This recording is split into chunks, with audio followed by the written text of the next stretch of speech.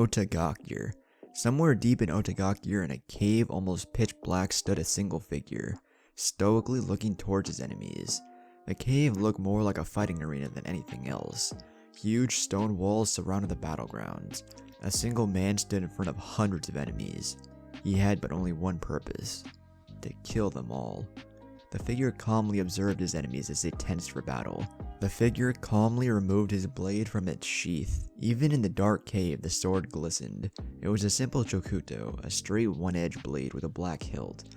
The sword glistened once again as the figure suddenly disappeared and reappeared on the shoulder of one of his enemies. The figure swinged his blade effortlessly and watched as the enemy's head fell to the ground. Blood spurted from the wound, but the figure had already vanished. The blade sparkled with electricity as it electrocuted multiple enemies. The figure ventured deep inside of the arena where the only thing visible were the sparks of the sword. Squelch, thump. With a single stroke of his blade, enemies fell by the groups. The figure had yet to receive a single drop of blood on his clothes. An enemy managed to hit the figure with a fierce punch. The figure poofed into smoke to reveal that it was a clone. The enemy didn't have time to understand what happened until he was pierced in the chest by the figure. Magnificent, a dark voice whispered in a corner. The figure had golden eyes with a black vertical slit. He was a tall man with extremely pale skin, waist-length black hair, and purple markings around his eyes. "And they say hard work can outgrow a genius," Orochimaru said, chuckling darkly. "Genetics is what determines the skill of a shinobi," Orochimaru, licking his lips, said. Orochimaru was watching another figure train. This figure had a long, white-sleeved shirt which was open at the torso. He wore dark blue pants with the blue cloth hanging from halfway up his stomach to his knees. He also wore a black arm guard that covered his forearms and stretched up to reach his upper biceps. He also wore a purple rope belt around his waist, tied in a bow, in which he carried his sword. "Fire style, great fireball jutsu," the figure said as he released a massive fireball towards his enemies, melting 3 of them. The figure ducked beneath the punch and disappeared in a show of speed. He reappeared a few meters away, only to watch his enemy's body being split in half. The figure continued his onslaught upon his enemies. They stood no chance against this figure who had superior speed, strength, and sight. The figure disappeared and another group of enemies fell to the ground. He flicked his sword and let the blood fall to the ground. The figure turned backwards to gaze at Orochimaru. His black locks of hair flowed freely in the wind. Blood-red eyes with 3 black tomo gazed impassively towards Orochimaru, who couldn't help but smirk. 1,000 enemies stood before him, and he didn't even flinch, Orochimaru thought to himself. "You've done well," Orochimaru said, walking into the arena and placing his hand on his shoulder. "Young Sasuke," Orochimaru said, chuckling.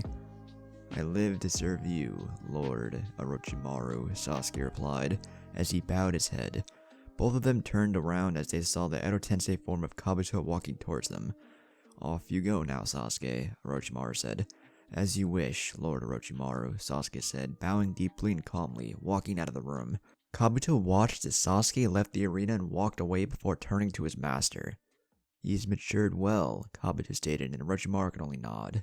"How long do you think until his physical conditioning is complete?" Orochimaru asked Giddy to take his new vessel. "I'd say about a couple more weeks. He's already invulnerable to all poisons, and he's accepted the curse seal very well, with full control over the level 2. All in all, I would say that he's an A-rank shinobi bearing on S-rank," Kabuto explained, and Orochimaru nodded, agreeing with the analysis. "Though I wonder why you called him Sasuke," Kabuto stated, pushing his glasses up. "He's supposed to be a clone from the original Sasuke, so I think that he should have the same name," Orochimaru said, shrugging his shoulders. "In the meantime, get him a friend," Orochimaru said, chuckling darkly. "A friend?" Kabuto asked, confused, until Orochimaru nodded. "You wish for him to awaken the Mangekyo," Kabuto stated, and Orochimaru only chuckled. "You realize that he's a half-blood. Unlike Naruto, he's going to go blind should he ever use them too much," Kabuto explained, but Orochimaru shook his head in denial. "There are many ways to prevent the loss of sight," Orochimaru said. "Many ways, indeed." Senju Compound. A new day was just arriving in Konoha. It was summer, and as such, it was already a pretty warm day. Konoha always had nice weather, neither too hot in the summer or too cold in the winter. Not that it mattered for our favorite couple who were lying down together in bed. Naruto was lying on the bed with Hinata lying on top of his chest. Both of them were awake. They were just enjoying the company and warmth of the other. Hinata looked up to see Naruto deep in thought. "What are you thinking about so hard?" Hinata asked. Naruto looked down from the ceiling and into Hinata. "Nothing," Naruto said, gently kissing her forehead. "I'm just going through the things I learned from the Akatsuki," Naruto said, sighing. "Why don't you tell me? I might be able to help," Hinata said, and Naruto nodded. "Sure, but first, I need to tell you a story," Naruto said, and Hinata raised an eyebrow. It was a time of war, and so Naruto told her everything he knew about the origin of chakra, the Sage of Six Paths, and the Jubi, their battle, the creation of the tailed beasts, and the sealing of the Geto Mazo and the moon for protection. "Wow," Hinata said, surprised that Naruto knew so much about how it all began. "So the Akatsuki plans on sealing all the Biju in the statue to bring forth the Jubi?" Hinata asked, and Naruto pondered. "Well, they didn't exactly say that they wanted to bring the Jubi, but it is the most logical outcome," Naruto explained, looking back up at the ceiling. "Why don't you summon the statue?" Hinata asked, confused. "You said that only a Rinnegan user can summon and control the statue," Hinata explained. "I can summon the statue, but doing so would reveal that I have the Rinnegan, something that I don't want them to know as of yet," Naruto replied. "Space-time ninjutsu is the pinnacle of chakra manipulation. There's nothing preventing them to summon the Geto Mazo back should I ever summon it here," Naruto explained. "That is my biggest problem. There is no way to keep that statue away from their hands until we kill Nagato and destroy his Rinnegan. If we destroy his eyes, we win," Naruto said. "How about sending the statue to your dimension?" Hinata asked, but Naruto shook his head again. "The summoning jutsu can cross dimensions. Nagato can summon the Geto Mazo no matter where it may be. I've been thinking about a seal to block the summons, but I didn't get that far. Like I said, space-time ninjutsu is the peak of chakra manipulation. Even the small of techniques is dangerous," Naruto explained. "Have you ever thought about destroying it permanently?" Hinata wondered, but Naruto only chuckled. "If the statue could be destroyed, the sage would have done it long ago," Naruto replied, sighing. "You seem to have thought this well out," Hinata said, chuckling. "Of course," Naruto quickly replied. "I may be strong to have the Rinnegan, but I don't want to take my chances against the Jubi," Naruto said, chuckling. "Pussy," Kurama replied from the room. Kurama only spent time inside the seal when Naruto was gone on missions. Otherwise, he would sleep on the floor or walk through the forest of Konoha. "Says you," Naruto replied, throwing a pillow at the Biju. "I would like to see you against him," Naruto replied. "It's only the Ten Tails. How much stronger than the Kyuubi could he really be?" Hinata wondered. "It's not just the Ten Tails. It's the combination of all the Biju. All the power of the tailed beasts gathered under one host. It's the real god of this planet. Although he doesn't have a conscience, he's more instinctive," Kurama started. "He's the primordial entity of this world, the first being, the creator and destroyer of everything. He's the one that breathed life into this planet, and the only thing that can take it away," Kurama said. "He's the god that created countries and has the power to swallow oceans, split the land, carry mountains, and so much more. You can't even measure his power. If there was someone to refer to as a mother of nature, it would be the Jubi," Kurama explained as both Naruto and Hinata looked at him with blank stares. "According to the legends, should the Jubi ever be revived, it would mean the end of the world," Kurama finished, and Naruto blinked. "Why didn't you tell me this earlier?" Naruto asked, groaning. "He never thought that the Jubi would be such a powerful creature." "You didn't ask," Kurama replied before yawning and returning to sleep.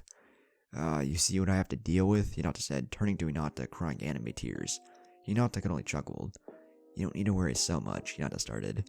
"You're not alone in this. No man should carry this burden alone," Hinata stated.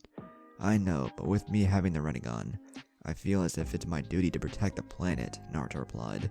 "But enough of this dark mood. How about we go for breakfast?" Naruto asked, and Hinata nodded. Senju compound, kitchen. "Morning," Naruto and Hinata both said as they arrived at the kitchen, greeting everyone. Minato replied, only for Naruto's jaw to drop. You, Naruto said when Minato gave him the traditional Uchiha grunt. Kushina dropped to the ground laughing, and Minato couldn't hold back a chuckle as they watched Naruto stutter. "You fell for it," Kushina said, but Naruto had a blank look on his face. "It was a prank," Tobirama explained. "Oh, you're back," Naruto said, and Tobirama nodded. "Tsunade has placed me as a new envoy towards Kiri," Tobirama explained, and Naruto nodded. "It was a really good grunt, though," Hashirama said, scratching his chin. "Bitch, please, I can do that better than him," Naruto stated as he sat down at the table. I'll take that bet, Minato said as he and the Senju brothers stared at Naruto in concentration. The ladies couldn't help but sigh and chuckle. They're all old enough but they still act like children, Minato said, shaking her head. Isn't that why we like them? Hinata rhetorically asked, and both redheads nodded. Naruto got up from the table and cleared his throat. He arched his lips ever so slightly to allow a small arrogant smirk to appear. Naruto cocked his head slightly to his side, allowing his bangs to slowly show his Sharingan eyes.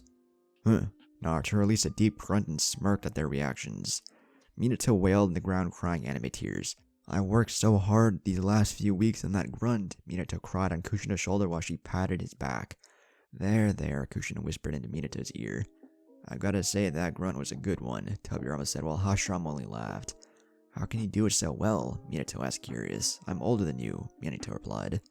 You didn't have to put up with Sasuke for 6 years in the academy. He was the epitome of Uchiha-ness. I heard multiple grunts every single day. Naruto groaned as he explained. The doorbell rang. I'll get it, Naruto said, walking towards the entrance of the compound as he heard the bell. He opened the door and was surprised to see who was at the door. Hanabi, Naruto said. The person standing in front of him was like a smaller version of Hinata. She was dressed in the traditional form of kimonos. What are you doing here? Naruto asked, surprised. Lord Naruto, I hereby accept your invitation to visit the Senju compound, Hanabi said, and Naruto blinked as he scratched the back of his head.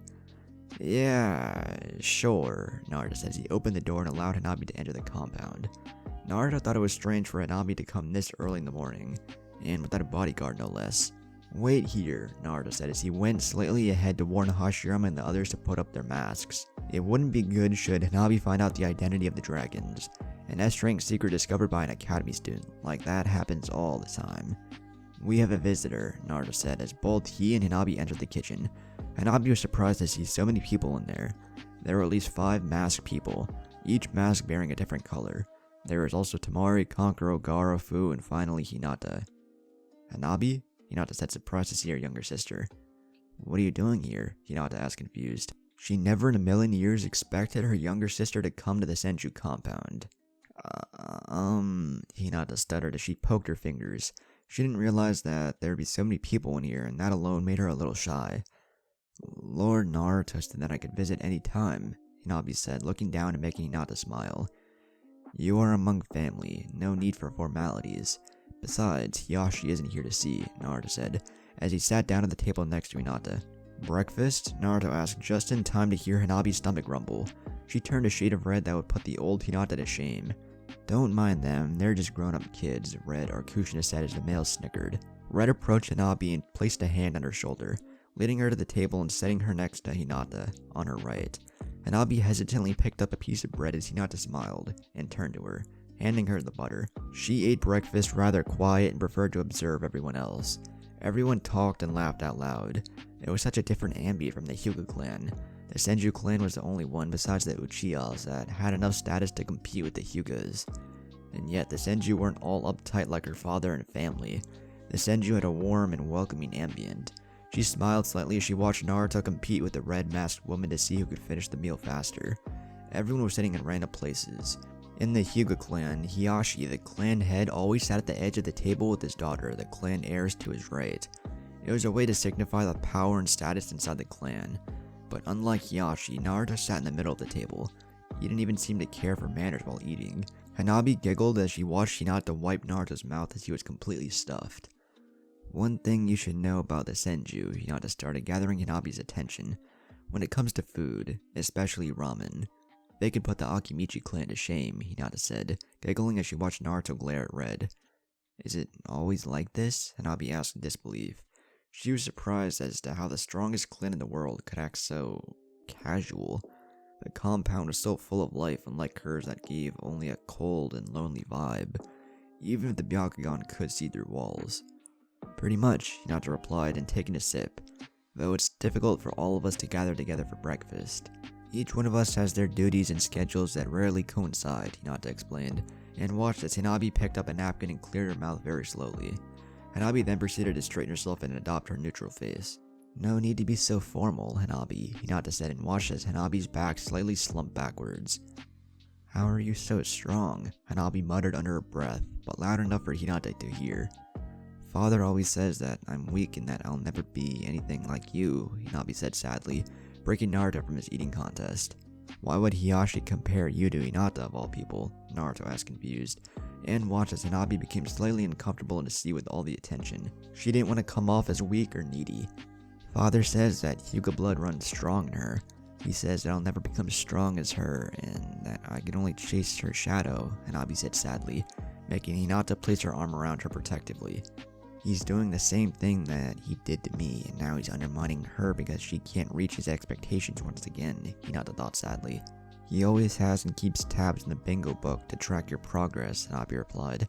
He says that you're probably stronger than the Hokage, that you are the first S-rank shinobi of the Hyuga clan, Hanabi replied, and Hinata was surprised that her father was keeping tabs on her like that.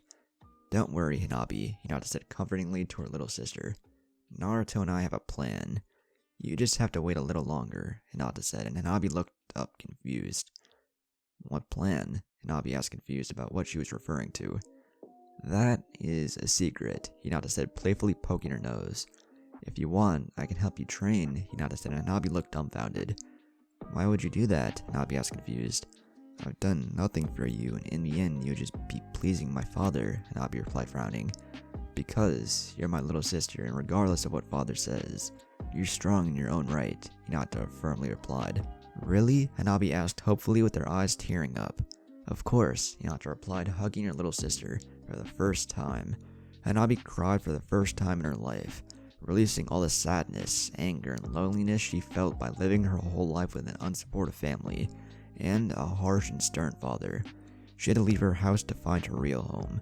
Poor girl, Tobi said, dropping his mask as he watched Hanabi fall asleep in Hinata's shoulders. It looks like the Hyugas are taking the Uchiha's place. Either you live up to their standards, or you become an outcast, Hashirama replied sighing. Even back in the days in which we were Hokage, it was difficult dealing with the Hyugas. Only the main branch is like that, even then there are some exceptions like Hanabi. But all of that will change soon enough, Naruto said in a firm tone. You should be careful to what you're planning, Naruto, Minato warned. The branch houses always resented their lives as slaves. Should the main house ever falter, they might take their chance and that would lead to a civil war inside the clan, Minato advised. Not with what me and Hinata have planned, Naruto replied. Once they become aware of what is happening, it will be too late. Our plan will be swift and effective. There will be no time for a civil war, Naruto replied, as he watched Hinata carry Hanabi away to their bedroom. The poor girl was exhausted. A few minutes later, Hinata returned with Hana. That prick is going to get it for not raising any of you properly, Hana said, pissed off that her husband would treat her children like this. Don't worry, Mom. That will change soon enough, Hinata assured. In the meantime, why don't you get to know Hanabi? She's never met you, Hinata said. And Hana was surprised but happy since she could bond with her younger daughter, the one she never got to see. Later that day, the doorbell rang again. Again? Naruto groaned to himself, propelling himself from his bed. He didn't have much to do today other than train or meditate. Everyone else was busy. The dragons were busy in Anbu. Gar and his siblings had missions with Anko. Fu went to the Aburame compound, and Hinata was bonding with her little sister and mother. Naruto opened the door and immediately frowned at who stood at the gate. He had long black hair and white eyes. He wore a very traditional loose-fitting robe with a long-sleeved brown headband. Hiyashi Hyuga was standing in front of Naruto with an impassive gaze, as if Naruto should be honored to be in his presence. Next to Hiyashi stood a single branch bodyguard. The particular bodyguard was none other than Neji Hyuga. Long time no see, Neji, Naruto said, and Neji simply nodded. So, what can I do for you, Hiyashi? Naruto asked, and Hiyashi scoffed at his blatant disrespect for his social status. And even more than that, Naruto greeted his bodyguard first instead of him. I've come to fetch my daughter, Hiyashi replied, placing both hands on the opposing arm sleeves. I know that she came to the Senju compound early in the morning, Hiyashi replied in his monotone voice. What makes you say that? Naruto asked, curious, making Hiyashi snort. She is only an academy student. Do you really think someone of her level of skill could evade our all-seeing eyes? Hiyashi rhetorically asked, almost puffing his chest with pride. A branch bodyguard saw her and immediately informed me of what had occurred. I kept my distance and followed her here, Hiyashi explained. I see, Naruto simply replied. It happens that she's busy training with Hinata. Why don't I drop her off at the Hyuga compound when she's done? Naruto offered, and almost took a step back when he saw a small smile creep into Hiyashi's face. You planned for this to happen, didn't you? Naruto asked, narrowing his eyes. Not entirely, Hiyashi simply replied. I knew that you invited Hanabi to visit her sister, and I knew very well that she would accept this offer. That is why I refused when she asked me, to further her incentive into coming here and into the welcoming arms of her older sister, Hiyashi explained, and Naruto shook his head. You're going to lose her too if you keep treating her like that, Naruto explained, and Hiyashi scoffed. I'm not stupid, Lord Senju, Hiyashi replied, almost smirking. I know my daughter far better than you think I do, and I know that Hinata wouldn't hesitate to help her little sister should the need ever arise, Hiyashi replied, and Naruto just stared at him. I'm a realistic person. I know just how strong my daughter's become, and I know that she grew into it without my supervision or guiding hands, Hiyashi explained, and Naruto wondered where this was going. Who better than her to mold Hanabi into a strong shinobi, Hiyashi asked, slightly smirking. Naruto simply smiled as two golden chains sprouted from the ground and stared at Neji. What the hell are you doing? Neji yelled as he struggled to get free of the chains. Hiyashi was about to question just that when Naruto blurred out of sight. Hiyashi didn't even understand what happened until he was pinned to the wall with Naruto pressing his arms to his neck. You bastard, Naruto growled, increasing his pressure and making it difficult for Hiyashi to breathe. You toy with people's feelings just to get what you want. You turned Hanabi into a shy girl just so she could find refuge in her sister's arms. All of that just so she could become stronger? Naruto asked, glaring at Hiyashi, blood-red eyes glowing and staring straight into Hiyashi's white ones. Lord Danzo was right. Power is the only thing that matters in our world. Everything else is just a fairy tale. Do you really think that Konoha became the strongest of the 5 nations by playing by the rules? Or saying that the pen is mightier than the sword? Hiyashi asked. You're nothing but a naive kid, Hiyashi replied, making Naruto increase his grip. I will do whatever it takes to keep our lineage strong and unyielding like it has in the past, Hiyashi replied, struggling against Naruto's grip. There are boundaries, and family should be one of those. You already lost your first daughter, and if you keep this up, you'll lose Hanabi as well, Naruto said, seething. And even after everything you did, Hinata is still going to forgive you, Naruto replied, calming down. Because that's the kind of person she is. I should kill you right now, Naruto replied, as his Sharingan started spinning. That's enough, Naruto, Hinata said, as she arrived at a Shinshin with Hanabi in tow. Naruto calmed down and released Hiyashi as he fell to the ground, coughing and nursing his throat. Hinata approached her father and quickly applied a healing jutsu to heal the damage he took. Thank you, Hinata, Hiyashi replied, as he stood up, smiling and making Naruto growl at him. Father, Hinata said and walked very slowly to him. Hiyashi almost took a step back when he saw her smiling. Hinata approached Hiyashi and whispered into his ear, I'm going to keep an eye on you. If I find that you have continued this treatment of her, I'll kill you myself, Hinata whispered, and backed off, locking eyes with her father. Understood? Hinata asked, and Hiyashi nodded, going back to his stoic self. Come, Hanabi, Hiyashi said, motioning for his daughter to take his side. Hanabi hesitated for a moment before remembering what she and Hinata agreed to. Reluctantly, Hanabi walked forward until she was by her father's side. You are always welcome at the Hyuga clan, Hiyashi said towards Hinata, who remained neutral. Come, Neji, Hiyashi said as the 3 of them walked off. What were you thinking? Hinata asked towards Naruto. Why'd you need to embarrass him in front of a Neji, a branch member of all Hyugas? Hinata asked. Just trying to make him see the light, but I know that it's useless, Naruto replied, walking forward and placing an arm around Hinata. And you don't need to worry about Hanabi. He'll never do anything to her, Naruto replied. What makes you so sure? Hinata wondered. Regardless of what he wants, he needs an heir to the clan, and Hanabi's the only viable choice. He would never give it to a branch member, Naruto reasoned.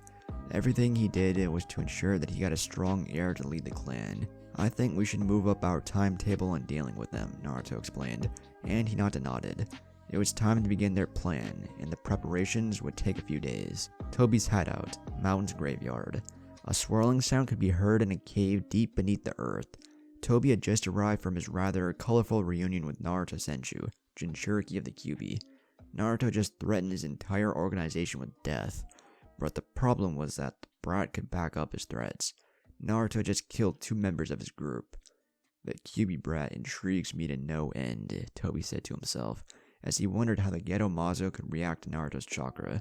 It was true that Naruto released enough chakra to match a Biju, but even then, something was off. The air around Tobi swirled again, and Zetsu was dropped to the floor. Tobi narrowed his eyes at the plant-like man and wondered what he would do with him. "What do you intend to do?" the white Zetsu asked, breaking Tobi from his thoughts. "If I gave an order that would conflict with Naruto's orders, whose orders would you follow?" Tobi wondered. "My allegiance is to my maker, so Lord Madara's blood will always be my master," the white Zetsu replied, making Tobi curse in his breath. "And your clones?" Tobi asked. "My clones are but blank soldiers. They can be programmed to only obey you if that is what you wish," Zetsu replied, making Tobi smile behind his mask. "Excellent," Tobi said. "What will you do now?" Zetsu asked. "Naruto revealed that I'm not Madara Uchiha to the whole group at once. That will make Nagato go down an unstable path on my side. I'll have to tread carefully dealing with him as of now," Tobi replied, bringing his hand to his chin. "If it comes to that, I'll personally kill him and take his Rinnegan," Tobi said, sighing. "Though he still has his uses," Tobi said, chuckling. "We'll let things unfold for now. Let's wait and see what happens and what Naruto's next move is," Tobi said, as he walked off into the hideout. "In the meantime, I'm going to give Naruto a little present," Tobi said, smirking behind his mask. "I'm going to show him that I am no prey," Tobi said, looking at the shinobi kneeling in front of him. "I have a mission for you," Tobi said, making the shinobi rise her head and display her glowing blood-red eyes. "Now rise, now Uchiha."